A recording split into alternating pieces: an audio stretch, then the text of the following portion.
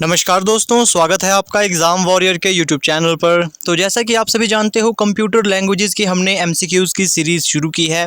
तो आज हम 4th क्लास करने वाले हैं और अब से हम यहां पर हार्ड लेवल के क्वेश्चन सी लैंग्वेजेस के करने वाले हैं। जिन्होंने प्रीवियस क्लासेस नहीं देखी है, आई बटन पर आपको प्लेलिस्ट का लिंक दिख रहा होगा, आप वहाँ से उन सभी क्लासेस को एक बार ज़रूर देख लेना, क्योंकि जो भी क्लासेस में एमसीक्यूज़ मैंने इसमें इंक्लूड किए हैं वो काफ़ी इंपॉर्टेंट है। अब देखिए, सबसे पहला एमसीक्यूज़ यहाँ पर देखते हैं। यहाँ पर कहा गया है choose a C conditional operator from the list. अब जो सी लैंग्वेज में कंडीशनल ऑपरेटर के लिए कौन सा सिंबल इस्तेमाल किया जाता है वो आपको बताना है। तो इसमें जो आंसर यहाँ पर सही होगा मैं आपको बता दूँ, ऑप्शन ए यहाँ पर सही होगा। ये किस लिए यूज़ होता है? ये बतौर यूज़ होता है कंडीशनल ऑपरेटर के लिए। अब देखिए, जो ये कंडीशनल ऑपरेटर है इसे किसी और नाम से भी जाना जाता है। जो ये क्वेश्चन मार्क कॉलन है इसे टर्नरी ऑपरेटर के रूप में भी जाना जाता है। ठीक है, ये चीज़ आपने याद रखनी है। अब देखिए, जो नेक्स्ट क्वेश्चन है वो इसी पर बेस्ड है। What is the other name for C language, जो कि क्वेश्चन मार्क कॉलन, जिसे क्या कहते हैं? Question mark colon operator. अब देखिए, इसका नाम पहले हमने क्या कहा था? इसका नाम आपको हमने बताया था, इसे क्या कहते हैं? Conditional operator. लेकिन इसका दूसरा नाम क्या है? तो इसका दूसरा नाम भी मैं आपको बता चुका हूं, जो कि है टर्नरी ऑपरेटर। ठीक है, ये चीज़ आपने नोट कर लेनी है। जो चीज़ें आपको मैं करवा रहा हूं उसे आपने प्रॉपर नोट ज़रूर कर लेना है। Choose a syntax for C ternary operator from the list. अब इसके लिए जो सिंटैक्स यूज़ होता है वो किस प्रकार से यूज़ होता है, ये चीज़ भी आपको पता होनी चाहिए। अब देखिए, जो इसमें यहाँ पर सही आंसर होगा वो होगा ऑप्शन ए, कंडीशन फिर क्वेश्चन मार्क एक्सप्रेशन 1 फिर कॉलन एक्सप्रेशन 2। ठीक है, ये इसका यहाँ पर सही सिंटैक्स होगा। अब नेक्स्ट क्वेश्चन की बात करेंगे। Choose a right C statement. यहाँ पर हमने राइट स्टेटमेंट चूज करनी है। लूप्स और repetition block executes a group of statements repeatedly. तो नेक्स्ट कहा गया है loop is usually executed as long as condition is met. Loops usually take advantage of loop counter, या फिर ऑल ऑफ द अबव। तो जो यहाँ पर सही स्टेटमेंट दी गई है सी के अकॉर्डिंग, तो ये सही, यहाँ पर जो भी सारी कंडीशन दी गई है वो सारी सही है। नेक्स्ट क्वेश्चन की बात करते हैं। Loops in a C languages are implemented using while loop, for loop, do while loop, या फिर डू व्हाइल ब्लॉक, या फिर व्हाइल ब्लॉक, फॉर ब्लॉक। माफ कीजिएगा, यहाँ पर इसकी जगह आप लूप भी लिखा सकते हो या फिर ब्लॉक भी आप यहाँ पर लिख सकते हो। तो यहाँ पर इसका जो सही आंसर होगा ऑल ऑफ द अबव, ये सभी इसमें यूज़ किए जाते हैं। ठीक है, नेक्स्ट क्वेश्चन की अब हम यहाँ पर बात करते हैं। Which loop is faster in C language, for, while, do या व्हाइल? तो इनमें से कौन सा लूप है जो सबसे ज़्यादा फास्ट है? अब इस चीज़ में आपको मैं बता दूं, जो ये सारे लूप हैं वो क्या है, सेम स्पीड पर काम करते हैं। तो इसमें जो all work at same speed, ये इसका सही आंसर हो जाएगा। नेक्स्ट क्वेश्चन की बात करते हैं। Choose correct statement about functions in C language.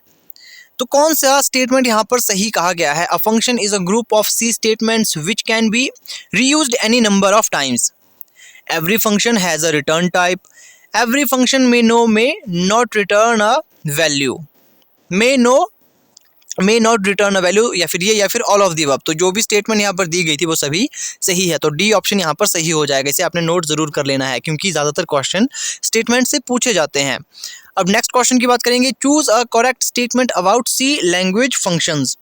अब यहाँ पर कहा गया है function name can not be same as a predefined C keyword, keywords, माफ कीजिएगा, कीवर्ड्स। फिर लिखा गया है कि a function name can start with underscore और ए टू जेड, और ए टू जेड जो मतलब स्मॉल और कैपिटल। अब जिसने पहली क्लास देखी होगी उसे यहाँ पर ये चीज़ें समझ आ रही होगी। Default return type of any function is an integer. तो ऑल ऑफ द अबव, यहाँ पर सारी बातें सही कही गई है। पहली क्लास में ये चीज़ आपको बताई थी। ठीक है, ये भी आपको बताया गया था कि function name can not be same as a predefined C keyword. अब नेक्स्ट क्वेश्चन की बात करते हैं। What is an array in C language? तो array क्या होता है C लैंग्वेज में? A group of element of a same data type, ये होता है। An array contain more than one element, हाँ ये भी सही कहा गया है। Array elements are stored in memory in continuous और continuous location। तो यहाँ पर ये जो सही दिए गए हैं सारे, ठीक है, ये सभी यहाँ पर सही होंगे। ऑल ऑफ द अबव यहाँ पर आंसर होगा।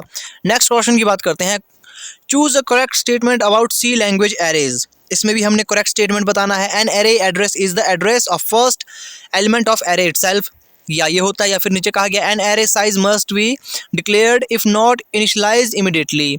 Array size is the sum of size of all element of the array. तो यहाँ पर ऑल ऑफ द अबव इसका आंसर आ जाएगा। आपको यहाँ पर लेवल का अंदाज़ा लग चुका होगा। अगर आप डेली बेसिस पर क्लासेस देख रहे होंगे तो शुरू में आपने देखा किस टाइप के क्वेश्चन आए थे, लेकिन अब आप देखिए किस टाइप के क्वेश्चन है। जो इसमें लूप होते हैं वो आपको पता होना चाहिए, सी लैंग्वेज में लूप क्या होते हैं, एरे क्या होते हैं, तो वो स्टेटमेंट के माध्यम से यहाँ पर बताया गया है। जैसे यहाँ पर कहा गया है choose a correct statement about C language array. तो एरे में क्या होता है, an array address is a address of first element of array itself. ये एरे के बारे में बताया गया है। An array size must be declared if not initialize immediately. ये सब चीज़ें एरे में बताई गई है। तो नेक्स्ट क्वेश्चन की बात करते हैं, what are the type of arrays. तो एरे के टाइप क्या क्या होते हैं, देखो integer, long, float, double, struct, enum, या फिर यहाँ पर कैर, या फिर ऑल ऑफ द अबव। तो ये सारे क्या होते हैं, एरे के टाइप होते हैं। अब देखिए, आपने अगर डिटेल में एरे को जानना चाहते हो, आप यूट्यूब पर सर्च कर सकते हो एरे क्या होता है, वहाँ पर आपको इसकी डेफिनेशन मिल जाएगी। या फिर आप क्रोम पर सर्च कर सकते हो, वहाँ पर आपको एरे और लूप्स की डेफिनेशन मिल जाएगी कि लूप क्या होता है, डू लूप क्या होता है, वाइल लूप क्या होता है, फॉर लूप क्या होता है। ये सब चीज़ें आपको पता लग जाएगी और ये जानना ज़रूरी है। तो ये चीज़ आपको पता होनी ज़रूरी है। तो मिलते हैं आपसे नेक्स्ट क्वेश्चन में। जो नेक्स्ट क्लासेस आपकी हम लेंगे यहाँ पर वो HTML की होगी, लेकिन बेसिक जो क्वेश्चन छूट गए हैं सी लैंग्वेजेस के उसे भी इंक्लूड करने की कोशिश की जाएगी। तो यहाँ पर आपको काफ़ी यूज़फुल डेटा मिलने वाला है। तो चैनल से आपने जुड़े रहना है, क्लासेस को शेयर ज़रूर करें। बाकी कभी क्लासेस आपकी दिन को अपलोड हो जाएगी, कभी इस समय भी अपलोड हो सकती है, तो फिक्स टाइम इसका नहीं है। बाकी डेली आपकी क्लासेस अपलोड होगी ही, इस चीज़ को आप मान लें। बाकी अगर कोई गलती लगती है, कुछ समझ नहीं आता है, या फिर कुछ एक टॉपिक है कंप्यूटर में ऐसा जो आप समझना चाहते हो, तो आप कमेंट करके बता सकते हो। अगर टाइम लगता है तो वो टॉपिक आपको समझाया जाएगा। तो मिलते हैं आपसे नेक्स्ट वीडियो में। तब तक जिन्होंने प्रीवियस वीडियोज़ नहीं देखी है एक बार फिर से देख लें, और जिन्होंने वीडियोज़ एक बार देख लिया है वो फिर से इसका रिवीजन कर सकते हैं, क्योंकि इसमें जो क्वेश्चन इंक्लूड किए हैं वो काफ़ी इंपॉर्टेंट हैं। बाकी कुछ एक क्वेश्चन छूट गए होंगे, जैसे कि मैं आपको हर बार बताता हूँ, जब भी कोई टॉपिक पढ़ाया जाता है ये इम्पॉसिबल है कि उसका 100% आपको कवर करवाया जाए, क्योंकि कुछ ना कुछ चीज़ें छूट ही जाती है। 80% कवर हो जाता है, लेकिन 20% छूट जाता है, और 20% भी मायने रखता है एग्ज़ाम के मद्देनज़र। ठीक है, तो खुद से भी आपने क्वेश्चंस लगाने हैं। मैं हर बार कहता हूं, जैसे कोई टॉपिक आप पढ़ते हो तो आपने क्रोम पर जाना है या फिर किसी भी वेब ब्राउज़र पर आप जाएं, वहां पर आपने टॉपिक का नाम लिखना है, फिर MCQs लिखना है। जैसे कि सी लैंग्वेज MCQs, तो वहाँ पर लगभग जो भी MCQs आएंगे वो सभी आपने लगाने हैं। तो इस तरह से आपके एग्ज़ाम क्रैक करने में आपको आसानी मिल सकती है। तो मिलते हैं आपसे नेक्स्ट वीडियो में।